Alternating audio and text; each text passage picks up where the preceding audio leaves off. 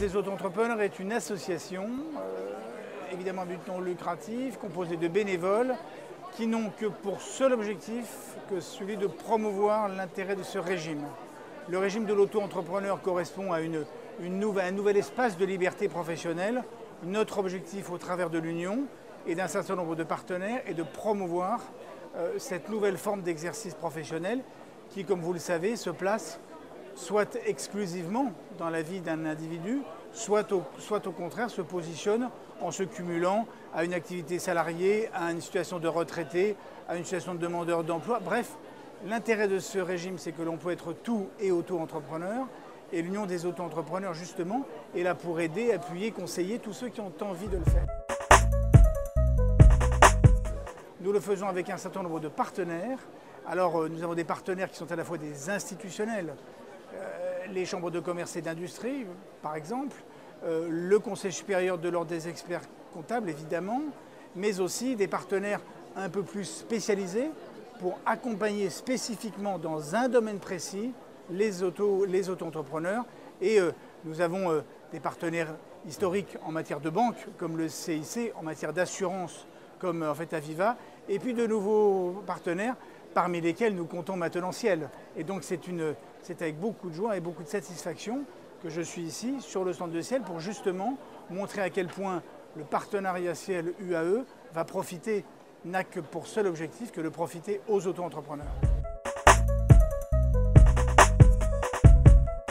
La force de ce régime, c'est d'être incroyablement simple.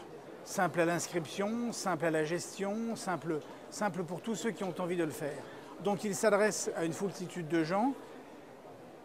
D'abord, à l'évidence, il ne faut pas le complexifier, mais aussi, il faut que chacun, de part et d'autre, j'ai envie de dire, respecte le droit de cette simplicité. De part et d'autre, je m'explique, c'est-à-dire qu'il faut absolument veiller à ce qu'on ne complexifie pas artificiellement un régime, ce serait extrêmement dommage, il ne l'est pas. Profitons-en et n'essayons pas que des gens le complexifient en expliquant qu'ils peuvent accompagner les auto-entrepreneurs. Le régime en soi est simple, il permet de le faire seul. C'est ça l'objectif. Mais deuxièmement, il faut aussi que les partenaires, il faut aussi que l'ensemble de la communauté joue le jeu de cette simplicité et que les auto-entrepreneurs eux-mêmes respectent un certain nombre de règles. Et c'est pour ça que nous avons, dans le cadre de l'UAE, créé cette espèce d'organisation où partenaires et auto-entrepreneurs se mêlent pour que justement le régime maintienne sa simplicité, mais progresse pour rassurer aussi à la fois les auto-entrepreneurs et j'ai envie de dire surtout leur environnement. Prenons le cas de l'assurance. À l'évidence, les auto-entrepreneurs sont mieux, sont plus confortables lorsqu'ils sont assurés, mais les clients le sont également. À l'évidence, les auto-entrepreneurs sont mieux lorsqu'ils sont accompagnés par une banque. Les clients aussi se rendent compte que l'auto-entrepreneur est une entreprise comme toutes les autres. Bref, on essaye qu'avec des partenaires, l'auto-entreprise soit une entreprise, mais que l'ensemble de la simplicité bénéficie aux deux acteurs. Oui, une charte qui a un objectif très simple. Oui, il n'y a pas de cotisation. Pas de cotisation parce que l'objectif n'est pas de faire de la volumétrie autour de l'UAE. C'est seulement de dire nous sommes là pour promouvoir un régime et le défendre. En revanche, si on veut promouvoir ce régime, il faut bien sûr que les auto-entrepreneurs aient des clients. Et pour qu'ils aient des clients, comme je le disais, il faut que les 10 clients comprennent que les auto-entrepreneurs sont des entrepreneurs. Et nous avons en fait pour tâche, quelque part, de les rassurer et de leur dire mais les gens avec qui vous allez contracter sont des gens qui sont des entrepreneurs avec toutes les capacités. Ce n'est pas parce que leur comptabilité est plus simple, ce n'est pas parce que juridiquement ils sont dans un environnement beaucoup plus simple, ce n'est pas parce qu'ils déclarent leurs cotisations de façon beaucoup plus simple qu'ils ne sont pas des entrepreneurs. Et ce que nous essayons de faire, c'est que les clients soient rassurés par justement un certain nombre de prescriptions auxquelles s'engagent les auto-entrepreneurs lorsqu'ils viennent sur le site et qu'ils adhèrent à la charte. La moindre des choses, c'est qu'ils respectent le droit qui est directement lié à l'auto-entreprise et à l'activité qu'ils vont exercer. Ils ont une activité qualifiée, ils doivent avoir la qualification. La moindre des choses, c'est qu'ils respectent l'assurance. Il faut que le client sente qu'il a en face de lui un interlocuteur qui est assuré. La moindre des choses, c'est qu'ils sentent que le client, que l'auto-entrepreneur est à jour de ses cotisations sociales et fiscales. Il s'y engage. Bref, un certain nombre de prescriptions qui font que le client est rassuré dans sa relation future avec l'auto-entrepreneur.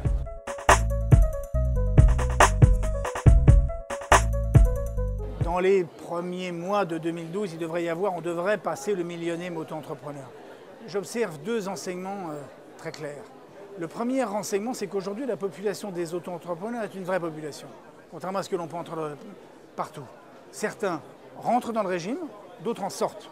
Donc on a pour la première fois une vraie population qui n'est pas que dans un seul sens. On a un flux entrant et de sortant.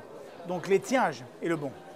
Deuxièmement, on a une population qui manifestement facture beaucoup plus que ce que l'on entend. J'entendais encore récemment dans un média que seuls 50% des auto-entrepreneurs facturent. Non, c'est notoirement faux. Ils sont à ce jour 69% à facturer, c'est bien.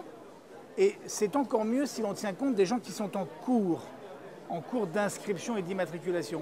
Pourquoi? Parce que l'administration sociale met du temps à envoyer la première déclaration, qui souvent, ce temps, est pris par l'auto-entrepreneur pour facturer. Donc en réalité, il y a un décalage dans l'analyse statistique.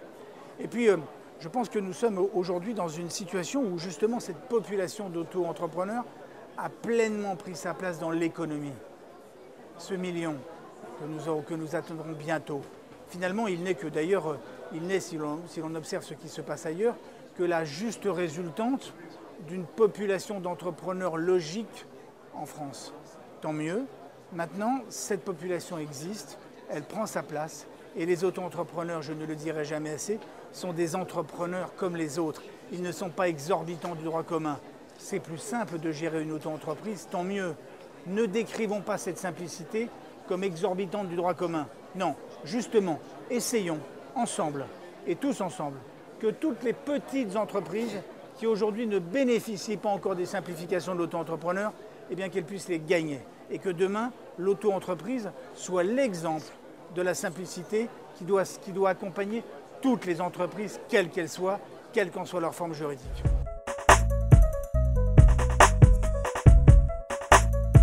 Je pense qu'on essaye de faire de l'auto-entrepreneur une catégorie de gens exorbitants du droit commun. En réalité, on se trompe. On se trompe et l'illustration en est simple.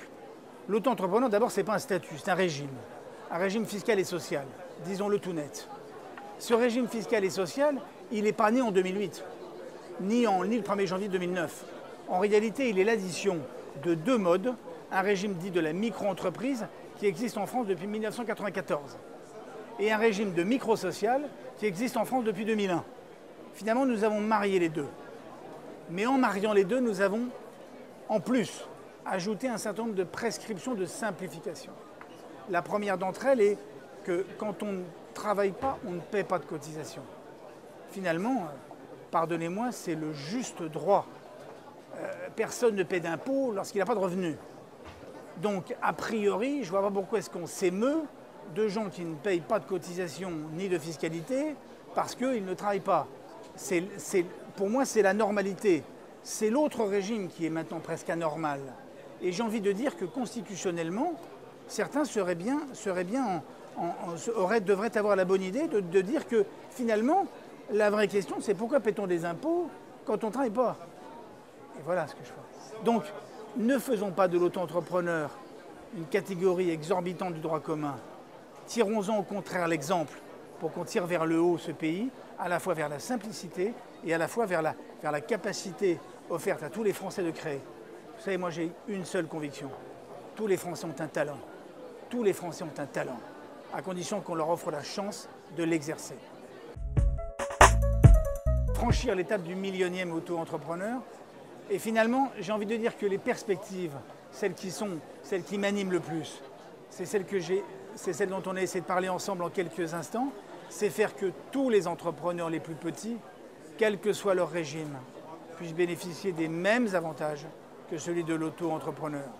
Et puis si j'avais un dernier vœu, c'est finalement, j'observe que non seulement je serais bien malvenu de dénigrer le régime de l'auto-entrepreneur, mais surtout, j'invite tous ceux qui le dénigrent à réfléchir. Nous sommes le seul pays au monde à avoir réussi l'exploit de créer autant d'entreprises au cours des 4 dernières années. Je dis les 4 dernières années parce qu'il y a à la fois les auto-entrepreneurs et tout ce qui a été fait pour les autres par des tas de gens, par la réflexion de nombre de politiques, d'associations, de chambres de commerce, d'experts comptables, de Ciel. Bref, tout ce monde s'est mis au chevet de l'entreprise et on a franchi une étape dans ce pays. Ne boudons pas notre plaisir.